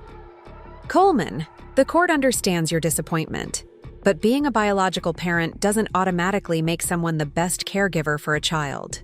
Parenting is demonstrated through daily care, consistent presence, and putting children's needs before adult desires. These children are fortunate to have many adults who love them, but their stability and well-being must be the primary consideration." Marcus stormed out without speaking to Emma and Tyler, who had been waiting in the hallway with a victim advocate throughout the proceedings. I found them there afterward, Emma holding her favorite stuffed unicorn, and Tyler playing quietly with toy cars that David had brought to keep him occupied. "Are we going home now?" Emma asked when she saw me approaching. "Yes, baby," I said, kneeling down to hug both of them. "We're going home." The ride back to Riverside was quiet but peaceful. Emma fell asleep in her car seat, exhausted by the emotional stress of the day, even though she hadn't fully understood what was happening. Tyler babbled happily to his toy cars, oblivious to the legal battle that had just determined his future. David reached over and took my hand as we drove through the familiar streets of our neighborhood. "How do you feel?" he asked. "Relieved," I said honestly, and grateful, and a little scared about what comes next with Marcus. "We'll figure it out," David assured me. "Whatever comes next, we'll handle it together." That evening, after we'd settled back into our normal routine of dinner, bath time, and bedtime stories, I tucked Emma into her bed and Tyler into his crib, just as I had done nearly every night for almost 3 years. But this time felt different, because I knew that this was their home legally as well as emotionally, and that no one could disrupt the family we'd built together. Marcus's relationship with us remained strained for months after the custody decision. He continued to visit the children, though less frequently than the court had ordered, and his interactions with them remained awkward and forced. He seemed unable to accept that his role in their lives would be that of a loving uncle rather than a primary parent, and he struggled to find ways to connect with children who had moved beyond the developmental stages he'd missed. Over time, however, the pressure of fighting for custody was replaced by the opportunity to simply enjoy his children without the weight of legal battles and competing claims. Emma began to look forward to his visits, especially when he focused on age-appropriate activities, rather than trying to impress her with expensive gifts. Tyler gradually became more comfortable with Marcus's presence, though he continued to view him as a fun visitor rather than a parental figure. Jessica's role in our lives evolved as well. She completed her education and found stable employment as a medical assistant, eventually moving to a small apartment near our neighborhood so she could visit the children regularly. Her relationship with Emma was particularly important, providing continuity with her earliest years while respecting the primary role that David and I had taken on. The 4 adults who loved Emma and Tyler learned to navigate their complex relationships in ways that prioritized the children's well-being over their own emotional needs or legal claims. It wasn't always easy, and there were still moments of tension and disagreement, but we all recognized that Emma and Tyler were thriving in an environment where multiple adults were invested in their success and happiness. Emma graduated from kindergarten with reading skills above grade level and a circle of close friends who had known her throughout her primary school years. Tyler developed into a confident, curious toddler who approached new experiences with enthusiasm and trust, secure in the knowledge that his family would be there to support and protect him. On quiet Sunday mornings, when the children were playing in the backyard and David was reading the newspaper while keeping one eye on their adventures, I would sometimes reflect on the journey that had brought us to this point. We hadn't chosen to become parents through traditional means, but we'd been chosen by two children who needed exactly what we had to offer: consistency, patience, and the kind of love that shows up every day rather than just when it's convenient. The legal victory had been important for establishing our rights to make decisions about Emma and Tyler's welfare, but the real victory was in the ordinary moments that made up our daily life together. School pickups and grocery shopping, homework help and bedtime routines, birthday parties and doctor's appointments. These mundane activities were the building blocks of the secure childhood that every child deserves, but not every child receives. Marcus never fully accepted that his children were happier and healthier with us than they would have been with him, but he eventually stopped fighting the reality of our situation and began building relationships with Emma and Tyler based on who they actually were rather than who he thought they should be. His visits became more natural and enjoyable when he stopped trying to prove himself as their father and simply focused on being a caring adult in their lives. Looking back, I understand that Marcus's desire to reclaim his children wasn't motivated by selfishness or malice, but by a genuine belief that biological connection and financial resources should determine family arrangements. What he learned, through the painful process of legal defeat and ongoing relationship building, was that children don't need perfect circumstances or wealthy parents. They need adults who show up consistently, who prioritize their emotional needs, and who create environments where they can feel safe enough to grow into their full potential. Emma and Tyler taught all of us that family isn't defined by genetics or legal documents, but by the daily choices that adults make to put children's needs first. They showed us that love isn't about grand gestures or expensive gifts, but about reading bedtime stories and kissing scraped knees and being present for the thousands of small moments that shape a childhood. Today, Emma is 8 years old and thriving in 3rd grade, a confident reader with a deep love of science and a tendency to ask questions that challenge even the most patient adults. Tyler is 5 and starting kindergarten this fall, an energetic, creative boy who builds elaborate constructions with blocks and treats every day like an adventure waiting to happen. They call David and me Mom and Dad without hesitation, while maintaining affectionate relationships with Marcus and Jessica that add richness to their lives without creating confusion about their primary attachments. Our extended family gatherings are sometimes complicated by the multiple adults who have parental feelings toward the children, but Emma and Tyler navigate these relationships with the wisdom of children who have always known they are loved by many people. The custody battle that once threatened to tear our family apart ultimately strengthened our bonds and clarified our priorities.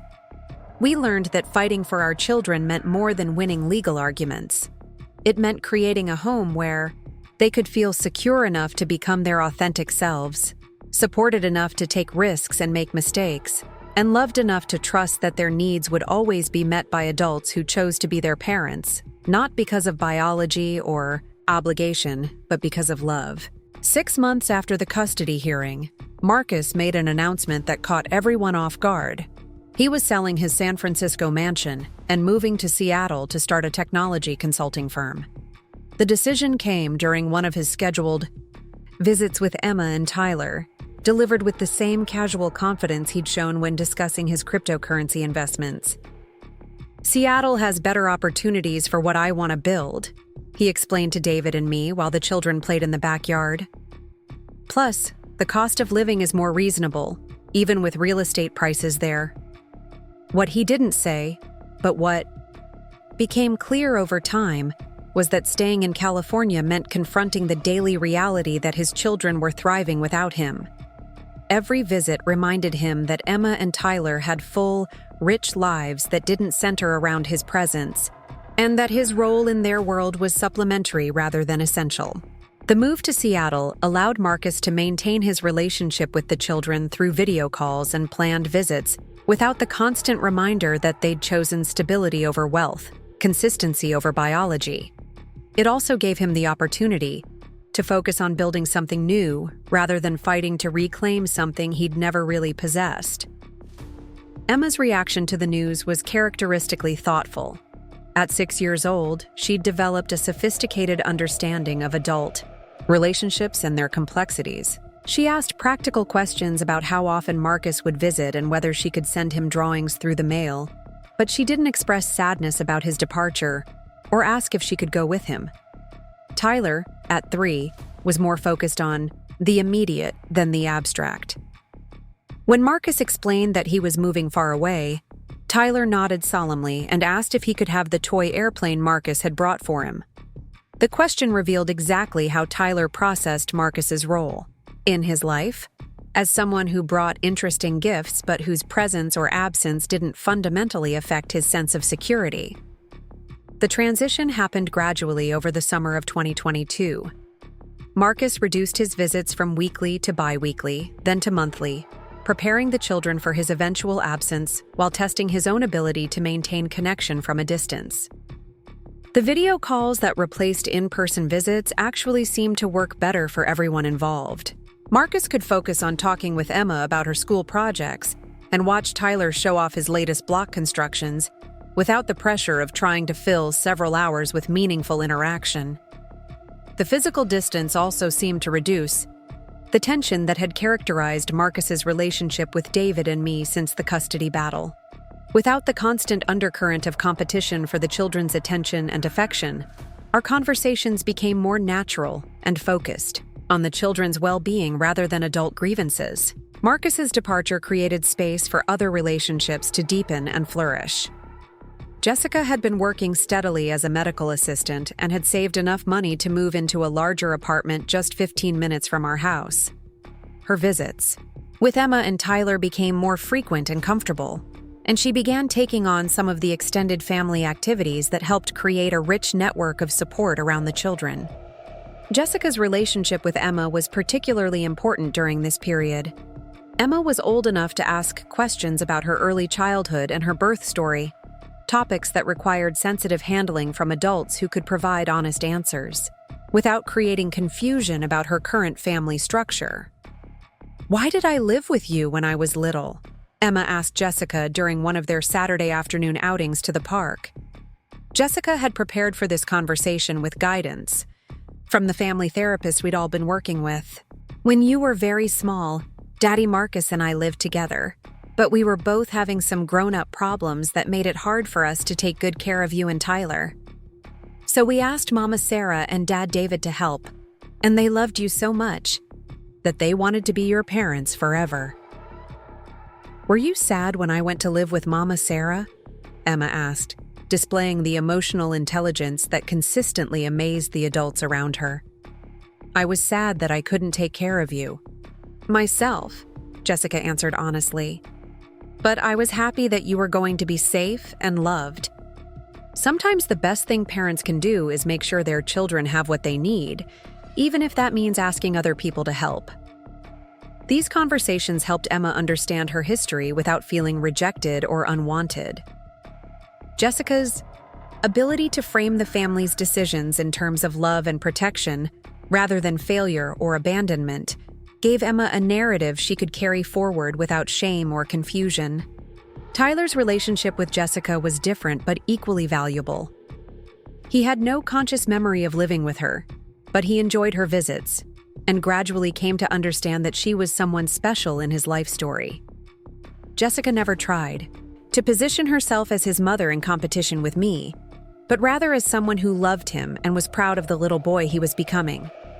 The extended family network that developed around Emma and Tyler included not just Marcus and Jessica, but also our parents, who had embraced their roles as grandparents with enthusiasm and wisdom. Linda and Robert Coleman had initially struggled with the complexity of the custody situation, torn between supporting their son and recognizing what was best for their grandchildren. Over time, they came to appreciate that Emma and Tyler's well-being was more important than family loyalty or traditional expectations about biological relationships. They developed wonderful relationships with both children, providing the kind of grandparent spoiling and unconditional love that enriched the children's lives without undermining their primary attachments to David and me. David's parents, Maria and Carlos Martinez, had welcomed Emma and Tyler from the beginning with the warmth and acceptance that characterized their approach to family. They never treated the children as anything other than their biological grandchildren, and their home became another safe haven where Emma and Tyler could experience different cultural traditions and perspectives. The multilingual household that emerged from David's Mexican-American heritage gave Emma and Tyler exposure to Spanish language and Latino cultural celebrations that broadened their understanding of family and community. Emma particularly loved helping Abuela Maria make tamales for Christmas and listening to stories about David's childhood in Los Angeles. As the children grew older, their distinct personalities and interests began to emerge more clearly. Emma developed a passion for reading that matched my own love of literature, and we spent countless hours at the local library checking out books about everything from astronomy to ancient Egypt. She also showed artistic talent, creating detailed drawings and paintings that revealed both technical skill and creative imagination. Tyler's interests centered around building and construction, much to David's delight. They spent weekend mornings working on increasingly complex projects with blocks, Legos, and eventually simple woodworking tools that David supervised carefully.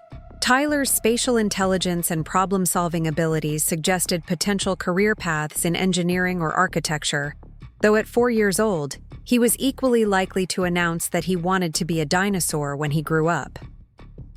The children's school experiences were uniformly positive, partly because of their emotional security, and partly because of the strong support network we'd built around their education.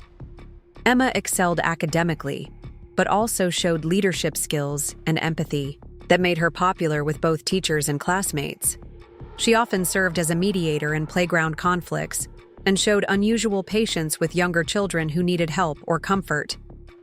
Tyler's transition to preschool was seamless, aided by his confidence and curiosity about new experiences. His teachers noted his ability to focus on tasks for extended periods and his natural inclination to help classmates who were struggling with activities. Like Emma, he seemed to have internalized the security and support he'd received at home into social skills that served him well in group settings. The children's relationship with each other was perhaps the most remarkable aspect of their development. Despite the 3-year age gap, Emma and Tyler maintained the close bond that had developed during their early years together. Emma naturally took on a protective role with Tyler, helping him with tasks that were challenging for his developmental level, and including him in activities with her friends when appropriate. Tyler adored Emma and wanted to participate in everything. She did, from reading chapter books to riding bicycles. Their sibling dynamic was characterized by genuine affection and mutual support, rather than the competition or resentment that sometimes develops between children vying for parental attention. The security they felt in their family relationships allowed both children to form healthy friendships and explore their individual interests without anxiety about their place in our household. They never seemed to worry that their behavior might affect their status as family members, a concern that sometimes affects children who have experienced early placement disruptions.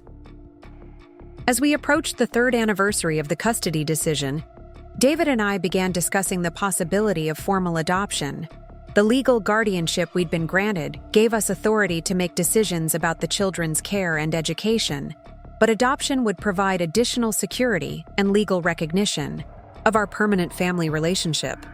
The conversation was complicated by our ongoing relationships with Marcus and Jessica, both of whom would need to consent to adoption proceedings. We weren't sure how either of them would respond to the request, and we didn't want to create conflict that might disrupt the peaceful family dynamics we'd worked so hard to establish. When we finally raised the topic, both Marcus and Jessica were supportive of our desire to move forward with adoption. Marcus had found fulfillment in his Seattle business ventures and seemed to have accepted his role as an important, but not primary figure in his children's lives. Jessica expressed relief at the idea that Emma and Tyler would have the additional legal protection that adoption would provide. "I want them to have every possible security," Jessica told us during a conversation about the adoption plans. "You, too, are their parents in every way that matters. Making it legal just recognizes what's already true." The adoption process was straightforward but emotionally significant. Emma, now 7, was old enough to understand what adoption meant and to express her own feelings about making our family relationship permanent. "Does this mean you'll be my real parents?" she asked when we explained the proceedings to her. "We're already your real parents in every way that matters," David told her. "Adoption just means that everyone, the schools, the doctors, the government, will recognize what we already know, which is that we're a family forever." "What about Tyler?" Emma asked, always thinking about her brother's welfare. "Tyler will be adopted too," I assured her.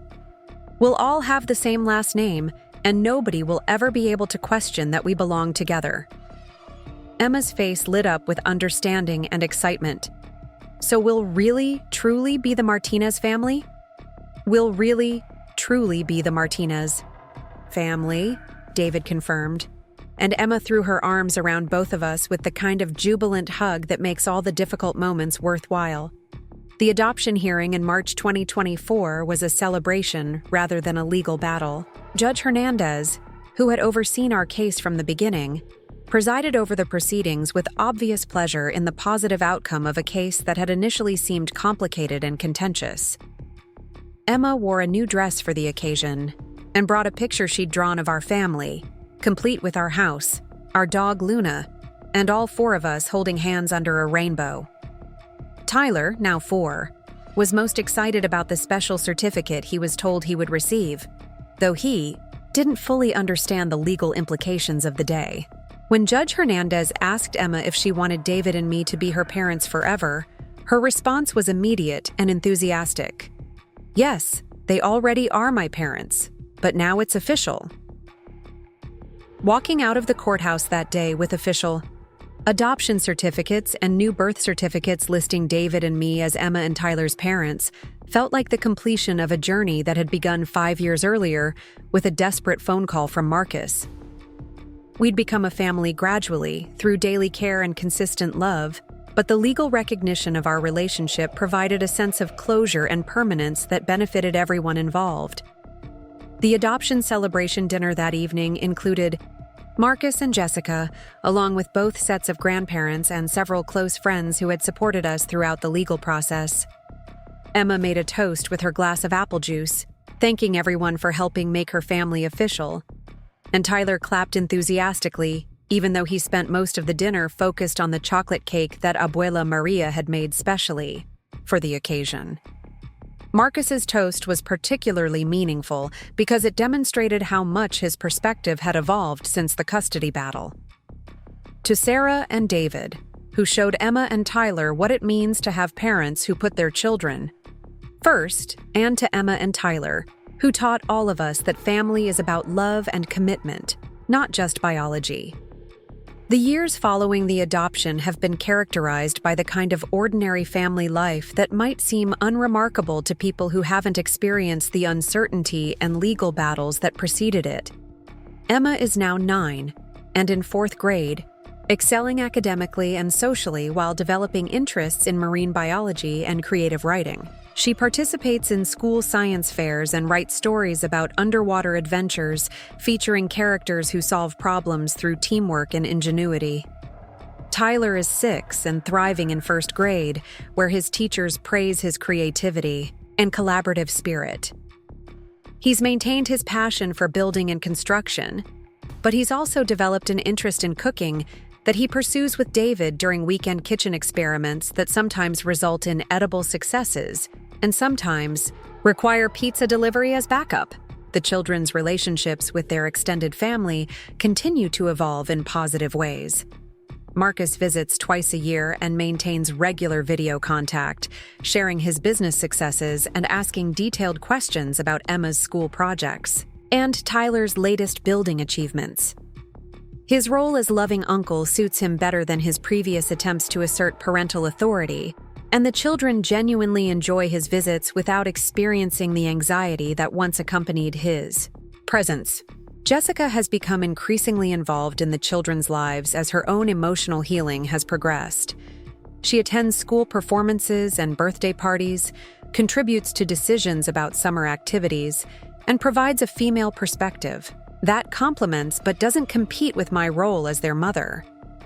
Her relationship with Emma has deepened into something approaching friendship, while Tyler has come to view her as a special adult who remembers important details about his interests and always brings thoughtful gifts. The grandparents on both sides have created rich relationships with Emma and Tyler that provide cultural education, unconditional love, and the kind of family history that gives children a sense of belonging to something larger than their immediate household. Weekend visits to Abuela Maria's house for Spanish lessons and traditional cooking projects alternate with trips to Grandma Linda's house for gardening and craft activities. David and I have found that our marriage has been strengthened rather than strained by the challenges of instant parenthood and legal battles. The experience of fighting for our family clarified our values and priorities in ways that might have taken years to develop under normal circumstances. We learned to communicate under pressure, to make difficult decisions together, and to support each other through emotional and practical challenges that tested our relationship. Our professional lives have also evolved to accommodate our family responsibilities and interests. I transitioned from classroom teaching to educational consulting, which provides more flexibility for school events and family activities while still allowing me to work in the field I love. David completed additional training in family therapy and now specializes in adoption and custody issues, using our personal experience to help other families navigate similar challenges. The financial aspects of raising 2 children have required careful planning and some sacrifices, but we've never regretted choosing emotional stability over material wealth. Emma and Tyler have everything they need and many things they want, but more importantly, they have the security of knowing that their needs will always be prioritized by adults who are completely committed to their well-being. Looking back on the journey that brought us to this point, I'm struck by how many things had to align perfectly for our family to exist as it does today. Marcus's addiction had to reach a crisis point at exactly the moment when David and I were emotionally and practically ready to take on parenting responsibilities. Jessica had to have the courage to prioritize her children's safety over her own desires to keep them with her. The legal system had to recognize that children's emotional needs sometimes supersede biological parents' rights. Most importantly, Emma and Tyler had to be resilient enough to form new attachments while maintaining loving relationships with their birth parents, wise enough to recognize genuine care and commitment, and secure enough in their new family to thrive academically and socially despite their complicated beginnings. The story I tell about our family has evolved over the years, from one of crisis and rescue to one of love and choice. Emma and Tyler weren't damaged children who needed saving. They were whole people who deserved better circumstances than they'd been born into.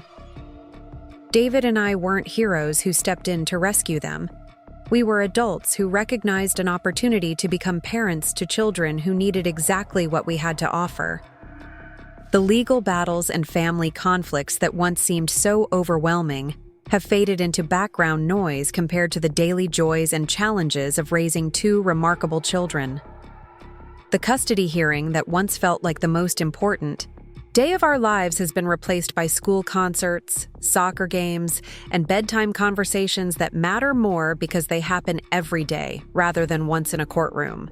Emma recently asked me if I ever regret not having regular babies, by which she meant biological children born in hospitals after 9 months of pregnancy.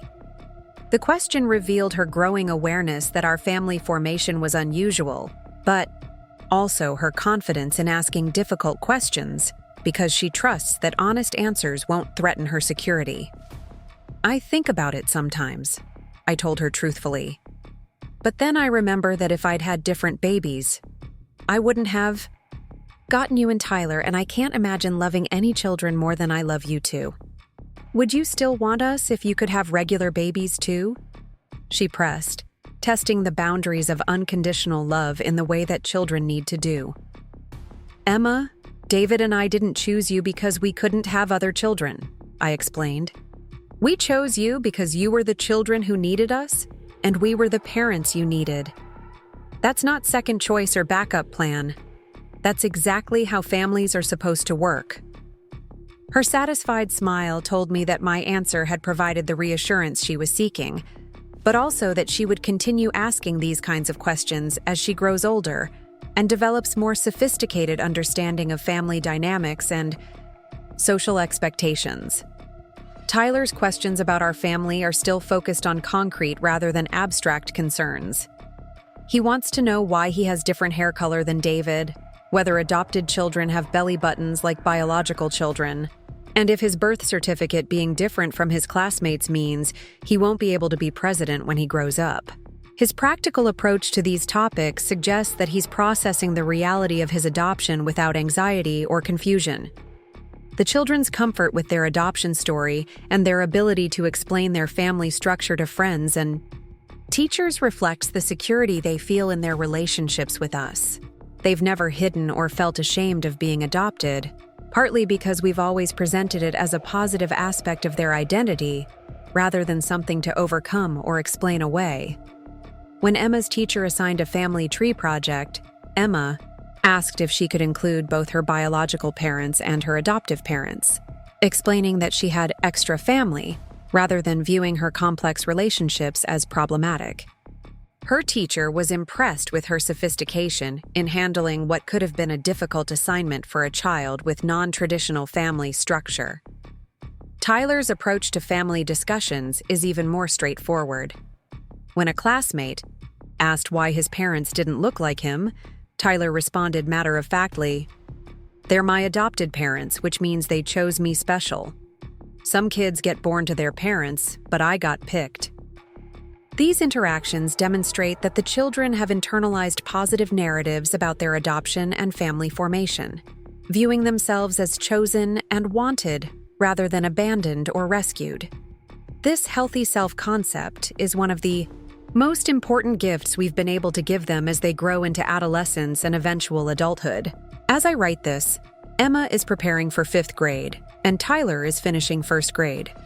They're both thriving academically, socially, and emotionally in ways that fill me with pride and gratitude every day. The legal battles and family drama that once dominated our lives have receded into history, replaced by the ordinary challenges and joys of raising children who feel secure enough to take risks, make mistakes, and grow into their full potential. The most remarkable aspect of our family story isn't the dramatic custody battle or the legal victory that secured our relationships. It's the thousands of small moments that have accumulated over 6 years of daily life together. Bedtime stories and scraped knees, homework help and birthday parties, family game nights and vacation adventures. These ordinary experiences have built the foundation of trust and love that allows Emma and Tyler to face the world with confidence, knowing that they have parents who will support them through whatever challenges and opportunities lie ahead. And David and I have learned that being chosen by these 2 incredible children was the greatest gift we could have received, even though we didn't know we were waiting for it. Our family might not look like the traditional model that most people expect, but it works perfectly for us. Love, commitment, and daily presence have proven to be stronger than biology, wealth, or legal presumptions about family formation. Emma and Tyler have taught us that families aren't just born. They're built through intention, patience, and the kind of love that shows up every single day. Up next, you've got 2 more standout stories right on your screen. If this one hit the mark, you won't want to pass these up. Just click and check them out.